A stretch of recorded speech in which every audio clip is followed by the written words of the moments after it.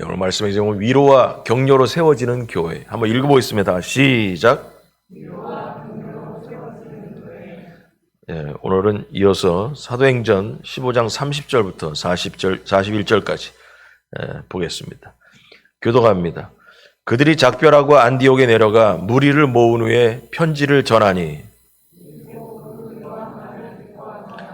유다와 실라도 선지자라 여러 말로 형제를 권면하여 굳게 하고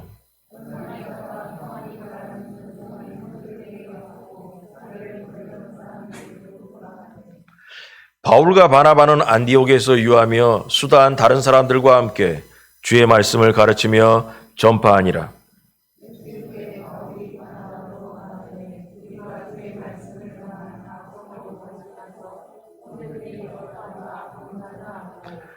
바나바는 마가라 하는 요한도 데리고 가고자 하나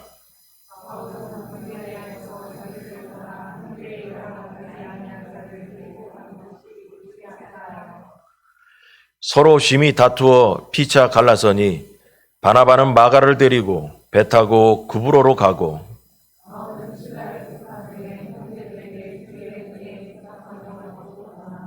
같이 합니다. 수리아와 길리기아로 다니며 교회들을 견고하게 하니라. 아멘. 이 앞전의 말씀을 다시 복습하자면 무슨 얘기하다 이 얘기가 나오게 됐나 이제 본문을 파악하기 위해서 얘기하자면 안디옥 교회에서 사역을 하고 있는 바울과 바나바가 교회에서 이제 파송을 해서 1차 전도 여행을 선교 여행을 떠나게 됐습니다. 그래서 터키 지방을 갔다가 이제 왔습니다. 그러니까 돌아와 보니까 어떤 사람들이 와서 유대파 기독교인들이죠. 유대인이면서 기독교인들 그런 사람들이 안디옥 교회에 와가지고 성도들을 가르치기를 할례를 받아야 너희들도 구원을 얻을 수 있다. 이런 얘기를 이제 하게 된 거예요. 다시 말해서 이방인이라고 해도 율법을 지켜야 구원을 얻는다고 주장을 하게 된 거예요. 그렇게 되면 바울과 바나바가 돌아다니면서 전도한 대상자들에게 거짓말을 한 것밖에 안 되는 상황이 된 거예요. 바울과 바나바가 또 전도하러 다니고 또 안디옥 교회에서도 할례를 받아야 천국 간다라고 그렇게 가르쳤어야 되는데 그러지 않았죠. 바울과 바나바는 오로지 예수 그리스도만이 구원의 길이라고 얘기를 했던 거죠. 근데 갑자기 예루살렘에서 온 유대파 유대인적 기독교인들이 아니다, 율법 지켜야 된다. 그 예수 그리스도를 믿어야 되지만 율법도 지켜야 된다. 그러한 이제 가르침을 하게 돼가지고 교회에 논쟁이 붙었다는 거예요. 그래서 안디옥 교회에서는 이 주장이 서로 충돌을 일으키니까 바울과 바나바를 예루살렘으로 가서 예루살렘에 있는 그 사도들이 있고 그러니까 거기 가서 정식으로 그 결정을 보고자 거기서는 뭐라고 얘기하는지 한번 들어보자 해가지고 결국 예루살렘 교회에 바울과 바나바가 대표로 가게 됩니다. 그 가가지고 갔지만 그 예루살렘 교회에서도 마찬가지로 할례를 받는다고 해서 구원이 주어지는 것이 아니라 예수님의 십자가 사건이 우리의 구원을 주는 길이라고 선언을 하게 되고 그 이야기를 편지로 말은 편지지만 공문서와 같은 예루살렘 교회가 확증한 공문서를 들고 그 결정문을 들고 유다와 실라라는 사람이 같이 증인으로 예루살렘 교회에서 파송을 해서 바나바와 바울과 함께 안디옥 교회로 다시 돌아오게 됐습니다.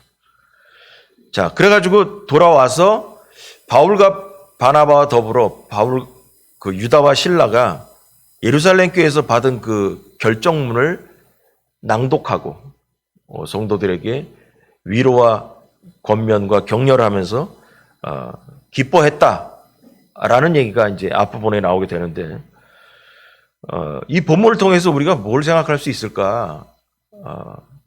앞부분의 얘기는 그 할례가 구원이냐 아니다. 예수 그리스도의 십자가 사건이 우리의 구원의 길이다. 라는 것을 시시비비를 정확하게 가려보자. 라는 사건이 하나 있었고요. 그 바로 뒤에 지금은 당장 얘기 안 했지만 뒷부분에 뭐가 나오냐면 마가에 대한 이야기가 나옵니다.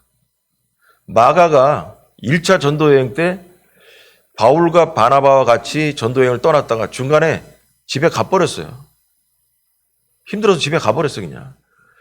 그래서 2차 전도여행을 한번 다시 떠나려고 했던만 바나바가 자기 조카인 이 마가복음을 지은 마가를 다시 한번 데려가자 했더니 바울은 안 된다. 저번에 한번 갔다가 중간에 집에 가버렸지 않냐. 그런 애하고는 전도여행 못 떠난다. 나는 아니면 아니다. 해가지고 둘이 싸웠다는 거예요.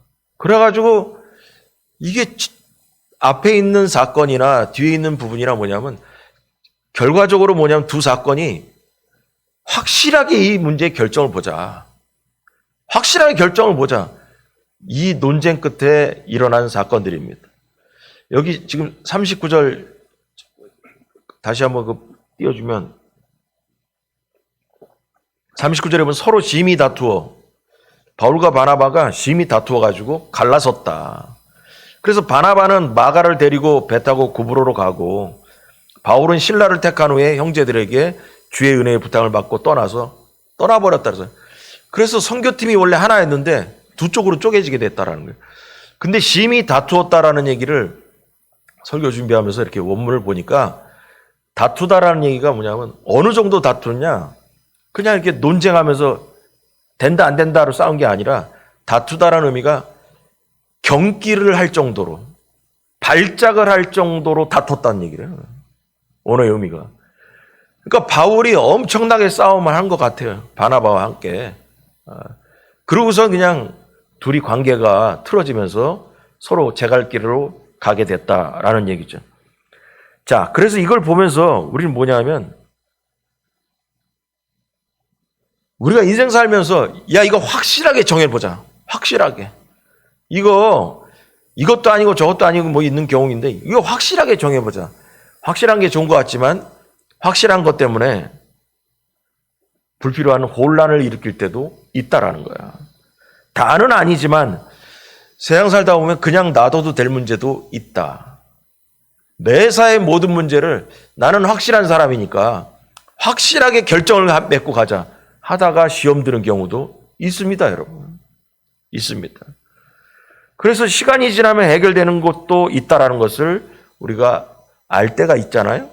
그래서 언제나 확실한 결정을 내리려고 하다 보면 사람과의 관계가 깨지기도 하고 바울과 바나바처럼 깨지기도 하고 공동체가 혼란 가운데 분열되기도 합니다. 왜 이와 같은 시도가 안 좋은 결과를 낳았을까? 사도들은 결론적으로 얘기 뭐냐면 정죄보다는 위로와 격려로 교회를 세워갔다라는 것을 얘기하고자 하는 것입니다. 어떤 사람들은 그런 얘기해요. 바울과 바나바가 서로 쪼개져서 전도팀이 하나였다가 두 개가 했으니까 얼마나 좋냐. 성경에 나온 얘기를 다 좋게만 풀이하면 한도 끝도 없죠. 한도 끝도 없는 거죠. 그러나 이제 앞으로 얘기해 가면서 이 부분이 왜 그런 것으로만 보려고 하는 것 시선이 잘못되었는가? 왜냐하면 바울의 변화된 모습들이 나중에 나오기 때문에 그랬어요. 자, 1번. 교회는 위로와 격려로 세워집니다. 다 같이 시작.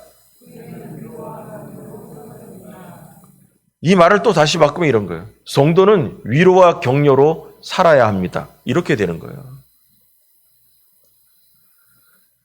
교회가 위로와 격려로 초대교회가 만들어져 갔다면 지금 우리에게 주어지는 얘기는 뭐냐면 교회도 마찬가지 그렇게 해야겠지만 성도도 위로와 격려를 하는 삶으로 살아야 된다는 거죠.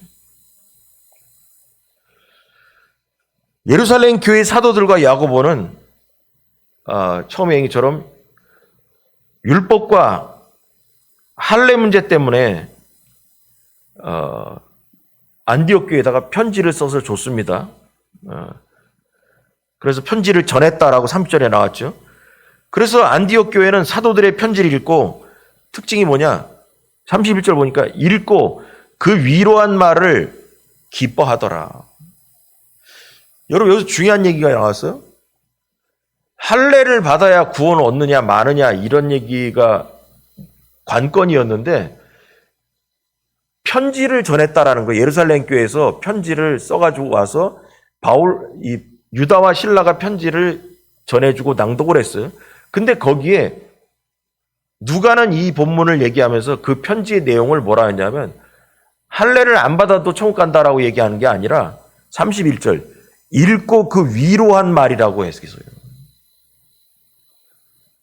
할례를 받느냐 안 받느냐에 대한 얘기가 아니라 읽고 나서 그 본문의 그 편지의 내용이 위로한 말이라는 거죠. 위로한 말을 듣고 기뻐했다라는 거예요, 성도들이. 그래서 이 사도들의 결정에 복종하고 기뻐했다라는 거예요. 여러분, 공적 교회의 권위에 순종하는 것도 아름다운 모습인데 사도들의 결정에, 예루살렘 교회 사도들의 결정에 안디옥 교회의 혼란이 딱 종지부를 찍고 끝내버렸습니다. 그래, 할례와 무관하게 예수 그리스도의 복음으로 구원을 얻는다라는 것으로 결론이 딱 끝나버렸다는 거죠. 그래서 사도들의 편지에는 우리가 이런 본문을 보면서 깨달아야 돼요. 우리가 누가복음을 누가가 사도행전 썼잖아요.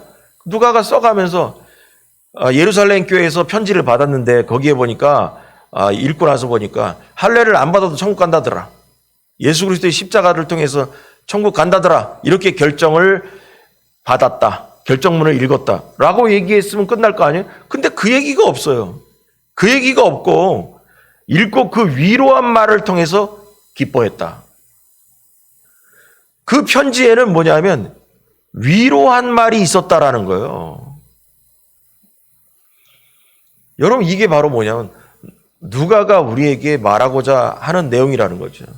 안디옥 교회 성도들이 기뻐한 이유는 할례를 받지 않아도 된다는 게 아니라 위로하는 말에 기뻐했다라는 거죠.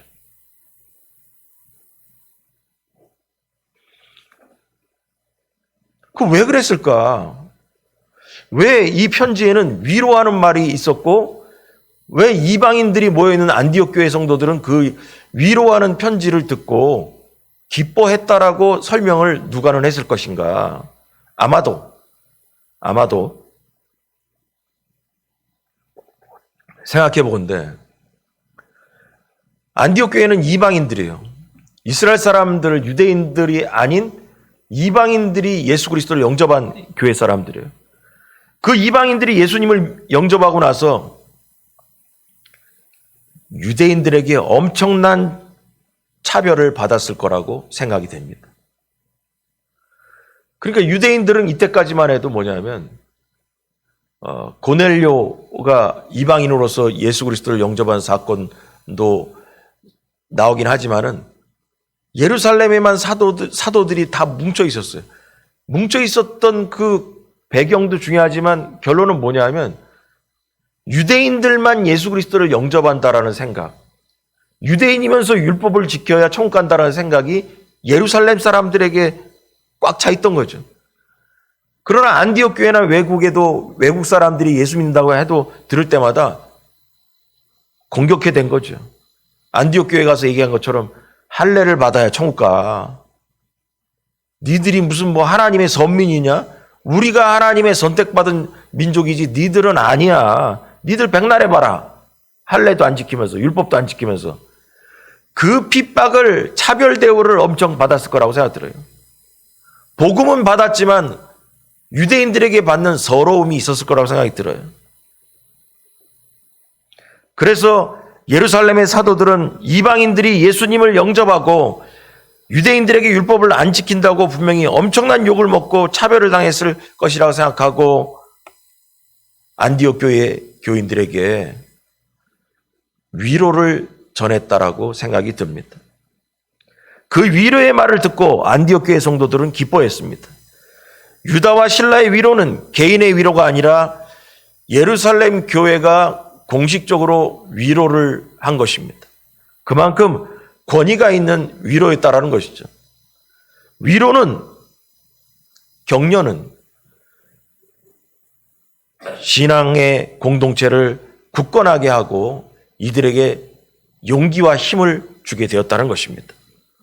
사도들은 안디옥 교회의 혼란을 정죄하기보다는 어려운 문제로 고통당하는 공동체를 위로하는 데 편지를 쓸 때 포인트를 맞췄다라는 거죠. 위로하는 것에. 공동체를 세우는 것은 비난과 정죄가 아니라 위로와 격려였다라는 것을 알 수 있습니다.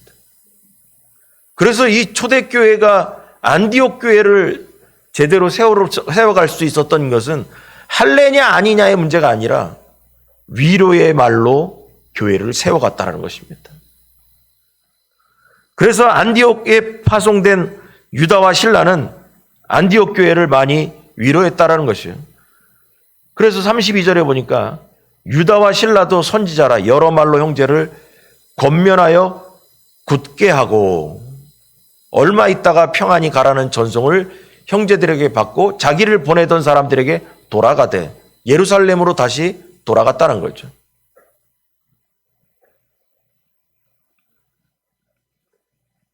여러분, 유다와 실라의 사명은 안디옥 교회의 성도들에게 물론 편지도 전해주는 것이 사명이었지만 위로와 또 권면의 말로 그들에게 힘을 주는 것이 사명이었습니다. 그들은 교회를 화평하게 하고 위로하고 힘을 주는 역할을 했던 것입니다. 그래서 여러분, 위로와 격려의 사람들은 공동체를, 다시 말해서 교회를 화평하게 하는 것입니다. 그래서 공동체를 아름답게 만드는 것은 뭐냐? 따뜻한 격려와 위로임을 기억하기 바랍니다. 이것이 바로 복음의 역할인 것입니다. 낙심한 자들에게 위로를 주고 방황하는 자에게 힘을 주는 것이 바로 예수 그리스도의 복음이라는 것입니다. 바울과 실라는 안디옥에서 이러한 사명을 감당했다는 것입니다.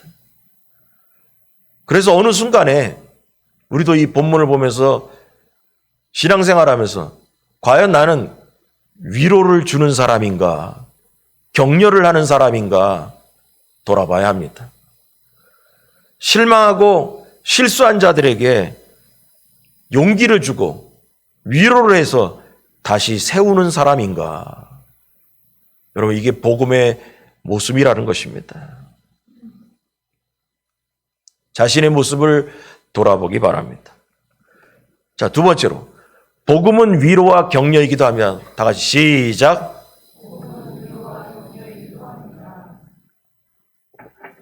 이 말은 무슨 얘기냐? 복음은 위로와 격려이기도 하다라는 얘기는 복음 얘기하면 맨날 예수님의 피만 얘기하는 것처럼 이렇게 얘기를 하고 살지만 복음에는 여러 가지 색깔의 모습이 있어요. 복음과 복음적인 삶이 있고 또 복음적인 모습을 어떻게 띄어야 될까? 어떠한 상황에서 내가 복음적인 성도라면 내가 어떠한 행동으로 어떠한 결정을 해야 될까라고 결정을 할 때가 있어요. 복음적인 결정이 뭐냐? 바로 뭐냐? 위로와 격려의 결정을 해야 될 때가 있습니다. 바나바와 마가에 대한 이야기가 이 두 번째 이야기인데 여기 보니까 35절에 바울과 바나바는 안디옥에서 유하며 수다한 다른 사람들과 함께 주의 말씀을 가르치며 전파했다.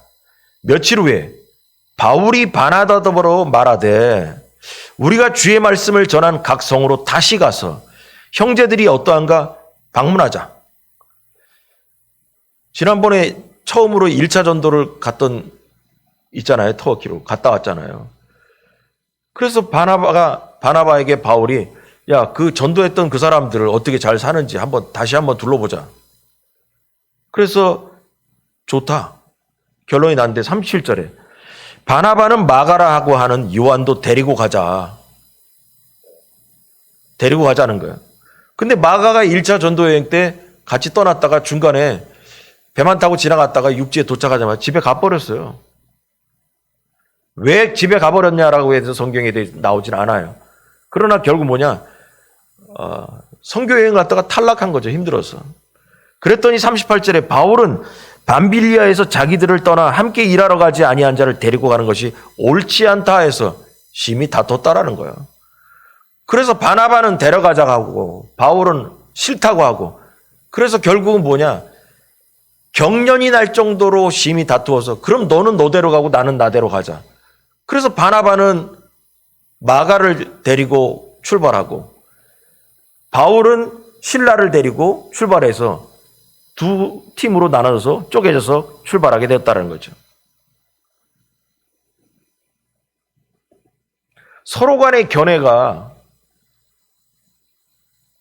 좁혀지지가 않았어요. 자, 여러분 이렇게 생각해 보세요.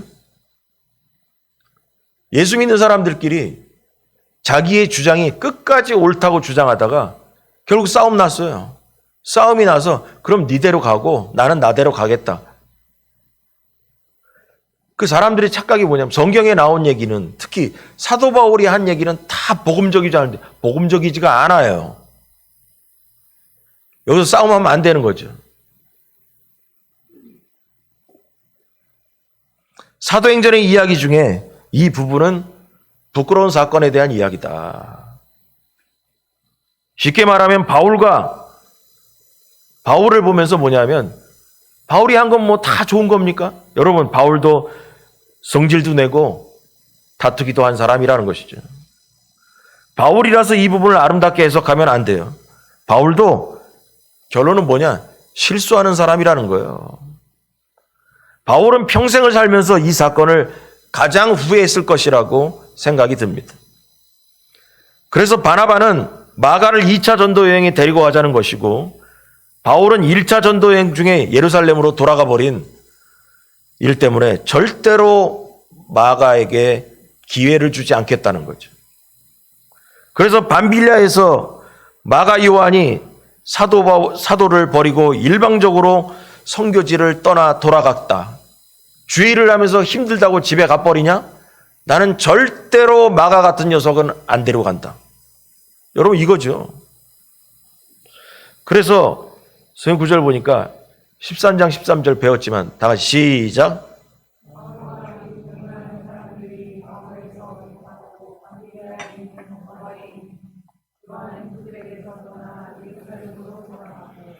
예. 왜 돌아갔는지는 안 나와요. 근데 뭐냐면 오늘 본문을 보니까 안 좋게 돌아갔으니까 꼴 보기 싫은 거예요. 꼴 보기 싫은 거예요. 난 마가하고는 내가 같이 사용 못 하겠다는 거죠. 돌아간 이유는 당연히 힘들어서 돌아갔을 거예요. 뭐가 안 맞아서. 바울은 이러한 마가의 독단적인 생각과 행동을 탐탁하게 생각하지 않았습니다. 마가의 행동을 선교사로서 적절하다고 생각하지 않았기 때문에 이런 얘기를 한 거죠. 그래서 바울은 마가에게 다시 한번 기회를 주지 않겠다는 것이고, 바나바는 첫 번째 실패했지만 이번에 기회를 다시 한번 주자는 것이고, 여러분, 그것이 부딪히게 된 것입니다. 여러분, 바울이 왜 이 사건을 부끄러웠을 것이라고 생각하냐 하면, 왜냐? 우린 복음으로 찾아가야죠. 바울과 바나바가 싸운 것이 복음이냐? 아니다. 바나바처럼 마가를 데리고 가는 것이 복음이냐? 이거를 찾아야죠, 성경에서. 여러분, 예수님은 우리의 실수를 보시고 다시는 기회를 주지 않는 분이 아니라 언제나 기회를 주시는 분입니다. 그래서 복음인 거예요. 여러분, 우리가 죄를 한두 번 집니까? 우리가 살면서 실수를 한두 번 합니까? 할 때마다 예수님의 심성이, 하나님의 심성이 사도 바울처럼 한 번 실수한 사람은 다시는 기회를 안 주겠다면 천국 갈 사람이 누가 있습니까, 여기? 아무도 없어요. 아무도 없는 거예요. 실수하고 잘못했다 할지라도 그래도 그를 구원하려고 하는 것이 바로 복음이죠. 여기 완벽한 사람이 어디 있어요? 다윗이 완벽했습니까? 뭐 사도 바울이 완벽했습니까? 베드로가 완벽했습니까? 다 불안정한 사람들이었죠. 그런데 그때마다 사도 바울과 같은 영성으로 저번에 실수했으니까 다시는 기회 안 주겠다 해버리면 다윗도 끝장난 거죠. 베드로도 예수님 앞에서 부인하고 실수한 사람인데 난 모르겠다고 그러 그 사람 사도로서의 길을 못 가는 거죠. 안 그렇겠어요? 복음은 용서하고 기회를 주는 것이 복음인 거예요. 그래서 이런 얘기를 하는 거예요. 어떤 상황에서 우리가 이런 부분 때문에 결정하고 다퉈야 될 일이 생길 수도 있다는 거예요. 주장을 하면서. 이럴 때 과연 어느 것이 복음적인 길인가를 선택할 때 우리는 어떻게 되냐? 바나바의 길을 선택해야 된다는 것입니다.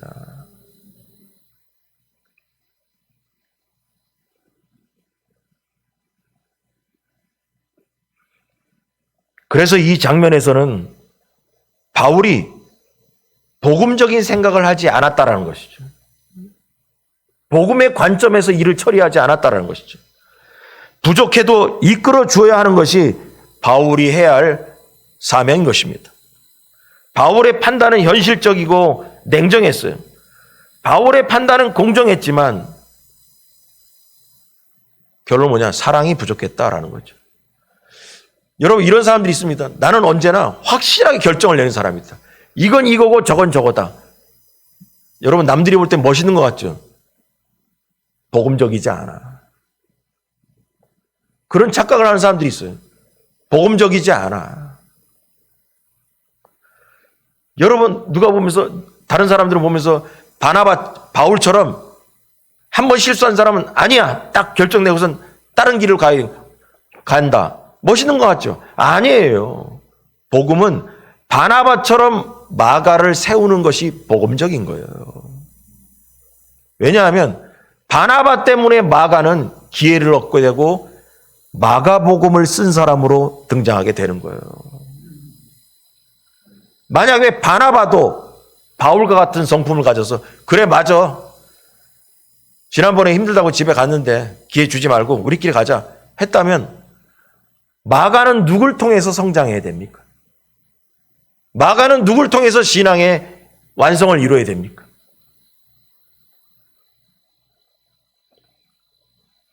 바울의 판단은 멋있는 것 같고 공정한 것 같지만은 사랑이 부족했다는 거예요. 그래서 바나바의 그러나 입장은 달랐어요. 우선 바나바는 마가의 잘못에 대해서 관대했다라는 거예요. 관대했다. 뭐냐면 이런 거예요. 그럴 수도 있다. 사람이 그럴 수도 있다라는 거예요. 그럴 수도 있다. 그럴 수도 있다. 제자를 하면서 가르칠 때 항상 그런 얘기예요. 사람이 어떻게 예수 믿는 사람이 저럴 수 있나 저럴 수 있나 이럴 때가 있잖아요. 신앙생활 하다 보면. 그러나 배운 게 이런 거예요. 그럴 수 있다. 사람이니까. 사연이 다 있겠지. 여러분 다 물어보세요. 사연이 있다니까. 사연이 있다니까. 그 말씀은 안 드렸지만 우리 한 3주 전부터 개인적인 얘기지만 우리 장인 장모님이 너무 아프셔가지고 지금 사모님이 매주 인천에 왔다 갔다 하셔요.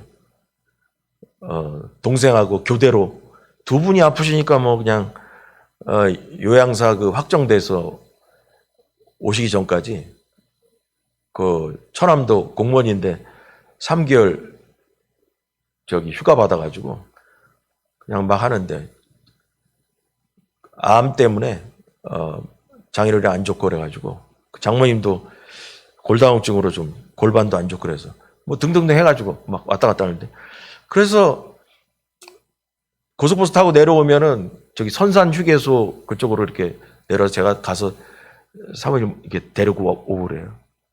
그래서 언제 도착한다고 어제 연락을 받고서 이제 갔는데 가다가 보니까 제가 정신이 오락가락 해가지고 가서 휴대폰을 들고 가야 이렇게 어디 있다 그래서 뭐 이렇게 연락을 하고 가야 되는데 아니 그냥 눈에 보이는 옛날 휴대폰을 그 들고선 가다 보니까 차 타고 가다 보니까 휴대폰이 엉뚱한 걸 들고 그래서 정신이 없어가지고 이러다 또 휴게소에서 어디 있냐 찾다가 또 해물 것 같아서 다시 가다가 집에 와서 휴대폰을 들고 이제 가는 거 시간이 늦어서 벌써 도착했대요. 가다 보니까. 그래서 사모님이 이러는 거예요. 아니 내가 몇 시에 도착하는데 아직도 저기 고속도로 안 타고 뭐 그래서 내가 그랬어요. 사연이 다 있어. 거기서 뭐 내가 정신이 오락가락해서 얘기할 것도 없이 사연이 다 있어. 그 우리가 맨날 하는 얘기에 젊은 사람들 우리가 다 사연이 있어. 아, 알았다고. 그래서 가서 내가 정신이 오락가락 해가지고 엉뚱한 짓 해서 집에 다시 갔다 왔다고. 그런 얘기를 한 적이 있어요. 여러분 그런 일이 생길 때마다 맨날 혼내키고 뭐 어쩌고 막 해봐요. 나도 사연이 있다니까. 맞죠 여러분? 나도 사연이 있다니까. 나도 이유가 있다니까. 그럴 만한 이유가 있다니까. 근데 나도 열심히 하려고 그랬는데 가다 보니까 정신이 나갔는데 그거 어쩌라고. 뭐 뇌를 뜯어 고치냐 어떡하니 그거를. 사연이 있다니까. 그래서 우리가 복음적인 생각할 때는 사연이 있겠지 하고 실수도 용납하고 넘어가는 것이 복음적이라는 것이죠. 아니 실수할 때마다 혼내키고 그래봐요. 관계가 깨지고 공동체가 깨지게 되는 것이죠. 그래서 바나바는 마가의 허물을 덮어주고 다시 기회를 주기를 원했던 것입니다. 바나바는 율법적인 공의보다는 더 큰 사랑을 선택한 것이에요. 기회를 주자. 기회를 주자. 여러분 바나바는 왜 갑자기 이 얘기를 하면서 바나바가 갑자기 바울에게 바울이 지난번에 갔을 때 전도한 사람 있잖아. 어떻게 잘 지내는지 한번 보러 갈까? 그랬더니 좋아. 근데 마가를 한번 데려가자. 왜 마가를 데리고 가자고 갑자기 이런 얘기를 했을까? 바나바는 여러분 이 바나바와 마가에 대한 이야기를 하자면 마가는 바나바의 조카입니다. 마가의 어머니가 마리아인데 어머니 마리아와 이 바나바가 친척이에요. 그러니까 조카입니다. 그리고 그 유명한 마가의 다락방집의 아들이에요. 오순절 성령의 강림이 떨어진 그 집 아들이에요. 그 집주인이 마리아예요. 아버지 이야기가 성경에 나오지 않는 걸로 봐서 학자들은 어머니가 과부였다. 아버지는 어려서 오래전에 돌아가신 것 같다라고 설명하고 있습니다.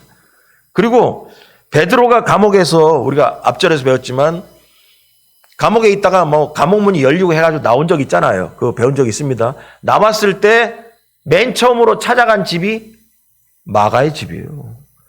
그 마가의 집에서 성도들이 모여서 베드로를 위해서 기도하고 있었다니까. 그 문 똑똑 두드리고 했더니 성경에는 어떤 여자 계집 아이가 나왔다, 종이 나왔다. 그래서 학자들은 이 마가에 대한 얘기를 제가 쭉 찾아보니까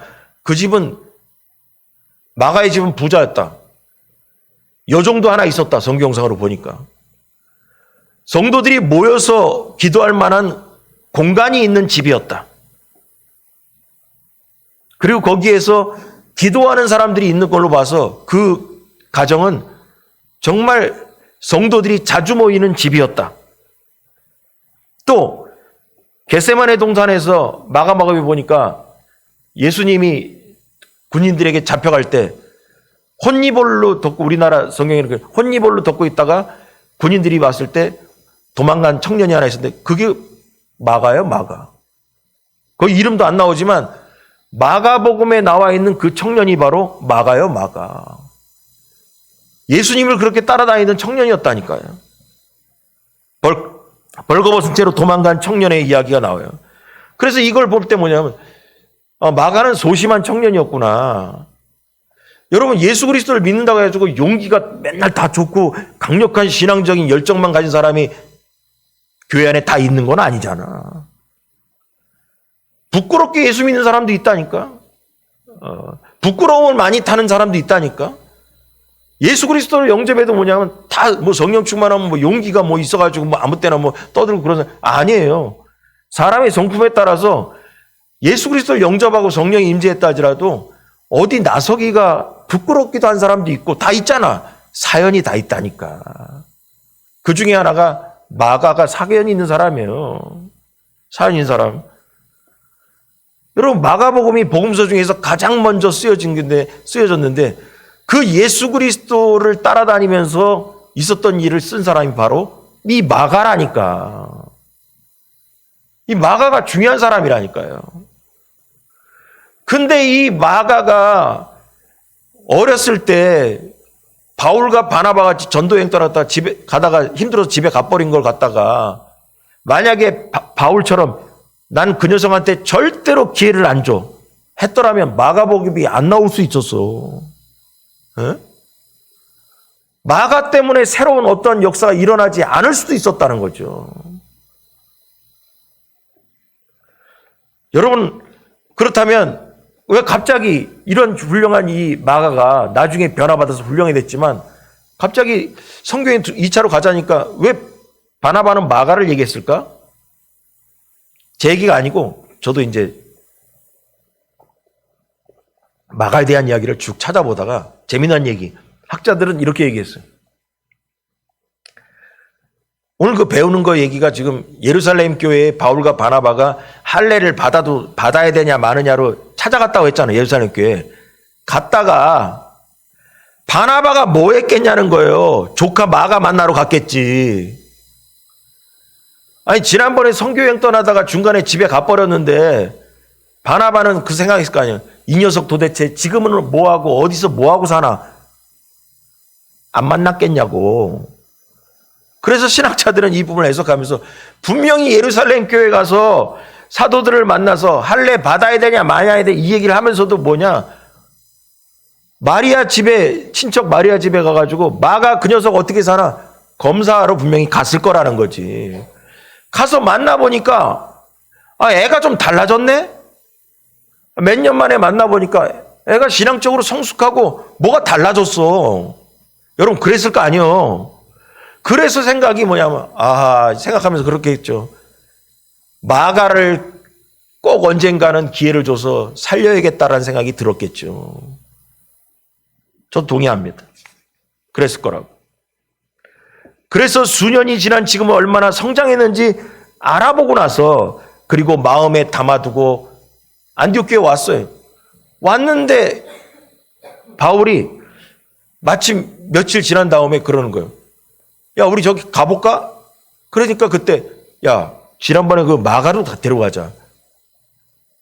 저는 이 부분에서 이래서 합니다. 하나님께서 데려가자고 감동을 주신 거다. 하나님께서. 여러분 일하는 방법은 사람마다 다를 수 있습니다. 하지만 사람을 세우는 것은 공정한 잣대보다 사랑으로 격려로 사람을 세우는 겁니다. 실수할 때마다 매를 들어서 너 이 정도밖에 못해? 너 성실하게 못해? 맨날 때려보고 혼내키고 해봐요. 누가 살아남나? 다 도망가 버립니다. 그래서 사람을 세우는 것, 더 나아가서 교회를 세우는 것은 공정한 잣대, 그런 기준보다는 사랑으로 세워가야 된다라는 것입니다. 그래서 여러분, 예수님을 또 찾아보는 거예요. 예수님은 사람을 불쌍히 여기셨어요. 이게 복음이라니까요. 그래서 여러분에게 항상 그런 얘기예요. 우리가 예수 그리스도를 믿는 사람들의 성품은 뭐냐? 사람을 불쌍히 여기는 마음이 들어가 있어야 된다니까. 공정하고 나는 이거면 이거고 저거면 저거야. 그게 멋있는 게 아니라니까. 복음은 뭐냐면 불쌍히 여기는 거예요. 저 사람이 실수가 있고 저 사람이 부족해도 불쌍히 여기는 거예요. 불쌍히 여기는 거. 여러분, 내가 불쌍히 여기든 말든 더 중요한 게 뭔지 아세요? 하나님이, 예수님이 그를 불쌍히 여긴다면 나도 불쌍히 여겨야죠. 그게 정답 아니에요. 내가 이러고 저러고 할 필요 없어요. 하나님이 세상을 불쌍히 여기면 나도 불쌍히 여기면 되는 거예요. 예수님이 그 사람을 사랑한다면 나도 그 사람을 사랑하는 게 복음이라니까요. 예수님은 그 사람을 보고 사랑하고 불쌍하다는데 저는 안 불쌍해요. 예수님이나 불쌍하게 보세요. 나는 안 불쌍해요. 내 성질에 안 맞아요. 복음이 아니라니까 그게. 예수님이 사랑한다면 나도 사랑해야 되고, 예수님이 그를 불쌍히 여긴다면 나도 그를 불쌍히 여겨야 되는 거죠. 믿습니까, 여러분? 자주 예를 들었던 비유가 있어요. 어르신들 더 이해가 잘 되기 위해서 얘기하자면, 수년 전에 이제 TV 봤더니 동물농장이라는 거 해요. 지난 걸 봤어요. 봤더니 어떤 여자가 나왔어요. 그때 요새 뭐 동물 얼마나 좋아해요. 개, 고양이 막 그런. 근데 TV에 나오는 사람들 보면 개나 고양이 집에서 키우잖아. 전 싫어. 뭐 이게 유튜브로 나가든 말든지 간에 난 싫어. 싫은 건데. 뭐냐면 개, 고양이 뭐 마당에 개 있지만 털갈이하고 털이 얼마나 날아다니고, 고양이 지나다니면 이 발밑에 와서 막 비비하면은 바지에 고양이 털이 얼마나 묻어. 그 아는 목사님 중에서 누구라고 얘기는 안 하겠는데, 가까운 목사님 중에서 그 집에 한번 갔더니 개가 침대 위에 돌아다니고 어쩌고 저쩌고. 근데 어쩌다 밖에 만나잖아요. 옷에 개털이,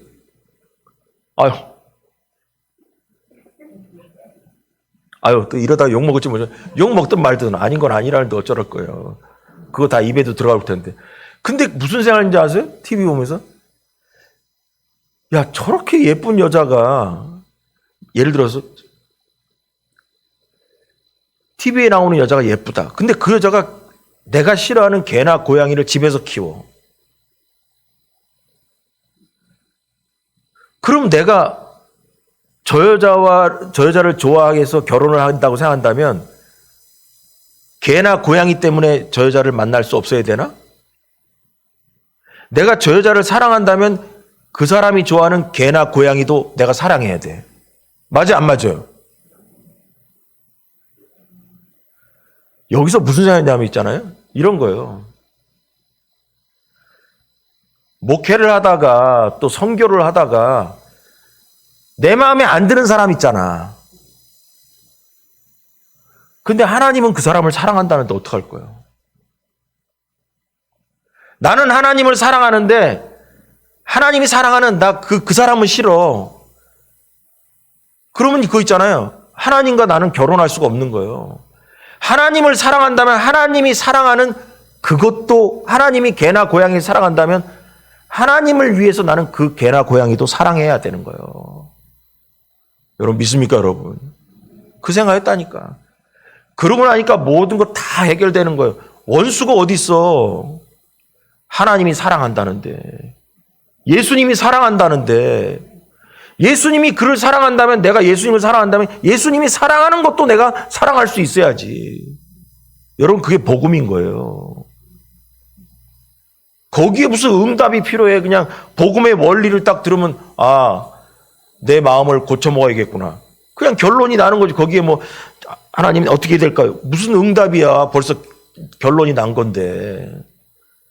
그 여자와 결혼하기 위해서는 그 여자가 사랑하는 개나 고양이도 내 집안에서 키울 수 있어야 돼요. 하나님을 사랑한다면 하나님이 사랑하는 필리핀 선교지도 제가 사랑해야 되고요. 하나님이 사랑하는, 내 마음에 안 드는 그 사람도 받아줘야 되는 거예요.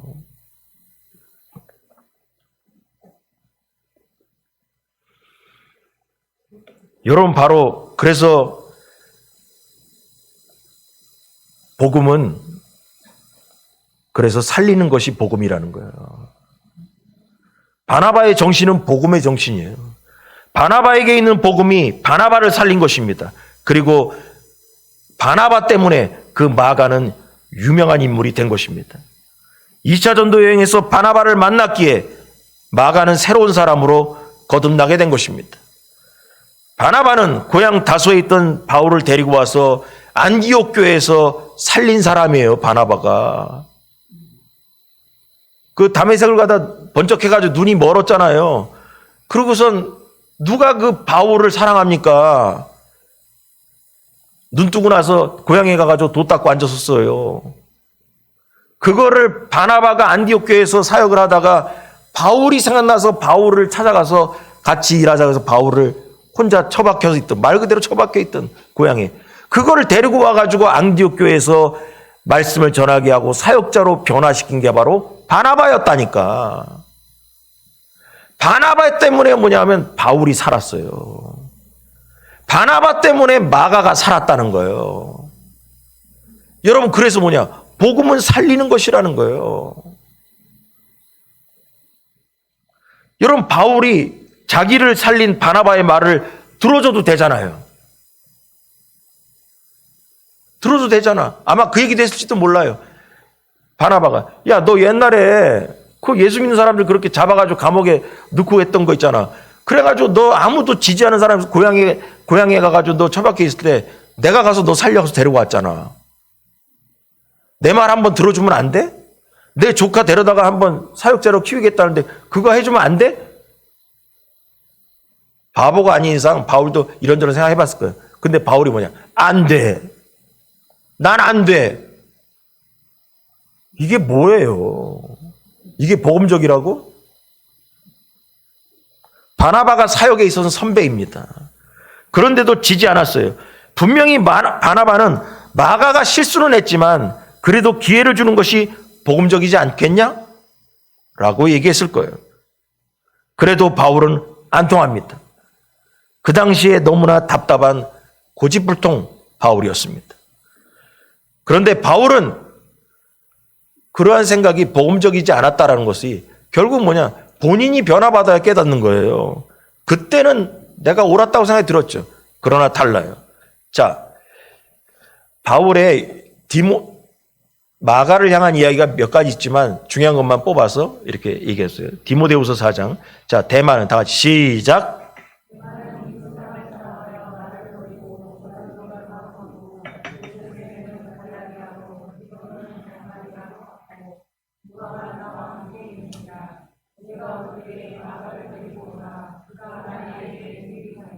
아멘. 나이 들어서 힘들고 별볼 없을 바울이 되니까 누구는 가고 누구는 가고 누구는 갔는데 사도행전을 지은 사람, 누가복음을 지은 누가만 혼자 나와 함께 있다. 그러면서 누가 생각나냐? 마가가 보고 싶어. 옛날에 나를 배신하고 힘들다고 떠났던 마가, 그리고 바나바가 그렇게 같이 데려가자고 해도 안 된다고 해서 버렸던 마가, 나이 들어보니 마가가 보고 싶어. 여러분, 이거예요. 우리가 신앙생활 하다 보면 있잖아요. 이럴 때가 있다니까.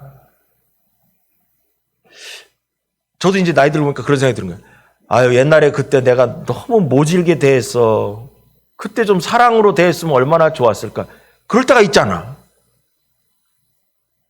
아니, 그때 너무 그때 그렇게 유별나게 그렇게 칼같이 각재듯이 이렇게 그 사람을 대할 때 그러지 않아도 되는 걸 굳이 그때 그렇게 해가지고 좀 더 사랑으로 대해줬으면 내가 이거 후회하지 않았을 텐데. 그럴 때가 있다니까요, 여러분. 우리가 바울의 마음에 들어가 보는 거예요. 바울이 바보가 아닌 이상 복음을 맨날 자기도 떠들고 다니는데 생각하면 생각할수록 아유, 그때 바나바 얘기를 들어줬으면 좋았을 걸 생각이 안 들겠냐고. 마가가 있잖아요. 베드로를 만나고 바나바를 만나면서 사람이 달라졌어요. 그 얘기를 통해서 들을 때마다 아이고 그때 내가 잘 돼가지고 내가 키웠으면 얼마나 좋았을걸. 마가는 평생을 나를 미워하지 않을까? 여러분 별 생각이 다 들었을 거야. 근데 뭐냐, 바울이 마가를 데리고 오라. 보고 싶다라는 거예요. 마가를 향한 사랑을 회복했다는 것입니다. 끝까지 바울이 자신이 한 행동이 옳다라고 생각했다면 마가를 찾지 않았을 것입니다. 그런데 결국 마가를 찾았어요. 마음에 항상 그것이 남았던 것입니다. 만약에 마가를 향한 바울의 마음이 변하지 않고 끝까지 용서하지 않고 성경이 끝나버렸더라면 엄청난 후유증이 생겼을 것이다. 무슨 후유증이냐? 후대에 있는 우리가 설교를 하면서도 야, 바울이 복음 백날 떠들어도 있잖아. 실수한 마가를 용납을 하지 않는 사람이야. 야, 복음이 앞뒤가 다르네, 그 사람은. 어? 우리가 그렇게 엄청난 후유증의 얘기를 해석할 거예요. 그러나 뭐냐 하면 바울의 이야기를 통해서 뭐냐, 바울이 복음적으로 갈 수 있었던 이유가 뭐냐? 마가를 다시 찾고 사랑을 회복했다라는 것이죠. 그래서 바울의 이야기 속에 마가가 다시 나오는 걸 보면서 얼마나 다행인지 모릅니다. 얼마나 다행인지 몰라요. 그래서 최고의 정의는 사랑을 실천하는 것이다. 그래서 교회를 세우고 사람을 세우는 것은 비난과 정죄가 아니라 격려하고 위로하고 실수에도 기회를 다시 주고 하는 것이 바로 세우는 복음의 역할이라는 것입니다.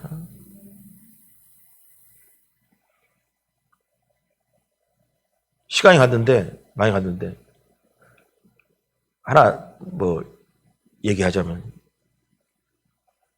한 3주 전에 주보에 우리 맨날 쓰던 그 선교하는 것 중에 예천 백합교회가 하나 오늘 썼습니다. 그래서 들어갔는데 한 3주 전에 지방회장님이 이렇게 전화가 왔어요.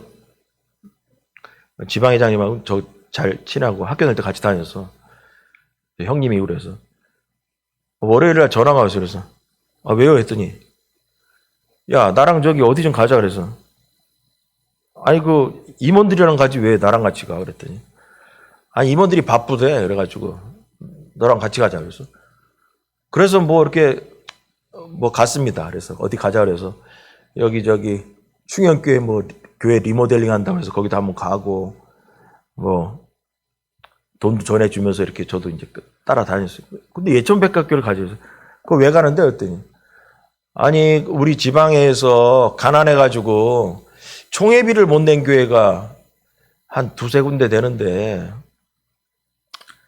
그중에 예천백합이 있다는 거예요. 그래서 불쌍해서 가재요. 그래서 불쌍해서 갔습니다.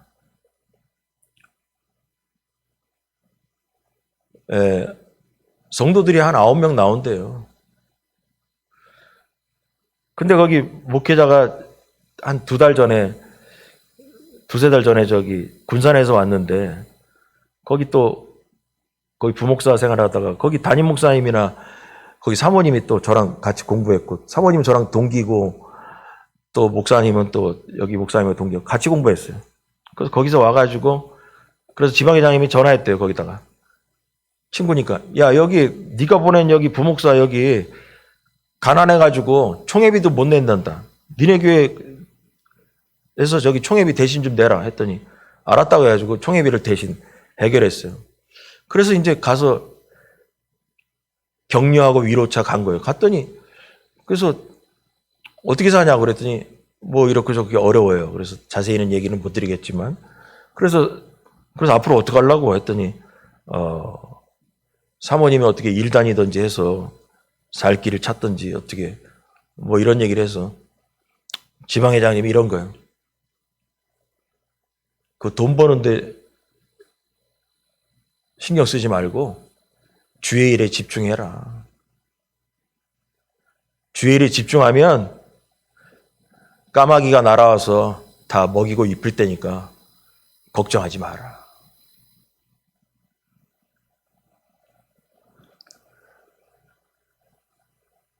여러분 그런 얘기를 했어요. 그래서 뭐냐? 지방회장님도 그런 게 있고 저도 여러분에게 한 번도 얘기한 적 없지만 까마귀로 살았습니다. 제 인천에 있는 후배가 우리 피아노를 선물했던 후배가 작년까지 거의 20여 년 동안 한 달에 돈을 얼마씩 보내줘서 그 까마귀로 살았습니다. 왜 작년까지냐? 남편이 작년에 은퇴했습니다.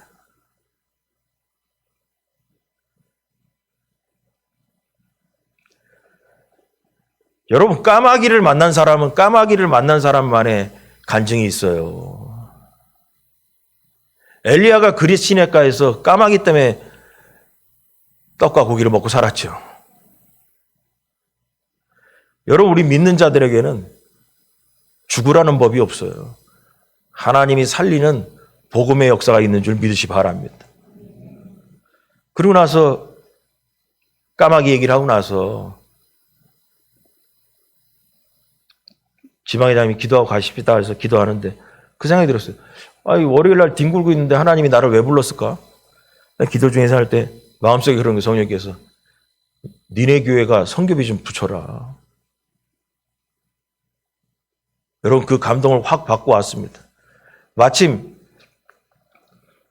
2달 전부터 우리 필리핀에 지었던 교회 중에 하나가 사역자가 어딜 단대로 이동을 해가지고 우리가 계속 관리는 하지만 그 사역자의 관계 때문에 선교비를 잠시 끊고 있었어요.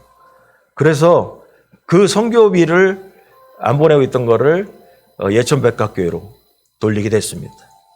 아무튼 그렇게 해서 뭐냐 하면 격려하고 위로하고 왔습니다. 그래서 어제 전화해 봤어요. 저녁 때. 어떻게 잘 사냐 했더니 잘 산다고. 목사님 힘내서 잘 살겠다고. 여러분 그게 바로 교회를 세우고 격려로 위로로 세워가는 것입니다. 근데 그러고 났는데 설교 준비를 하면서 그 생각이 나는 거예요. 이 주제와 마찬가지로.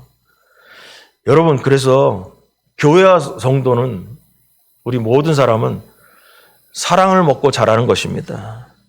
위로하고 격려하는 말을 해야 합니다. 그래서 사람을 세우는 것이 칼같이 딱 정형화된 이건 이거다 그것이 아니라 격려와 위로로 세워가는 줄 믿으시기 바랍니다. 할렐루야.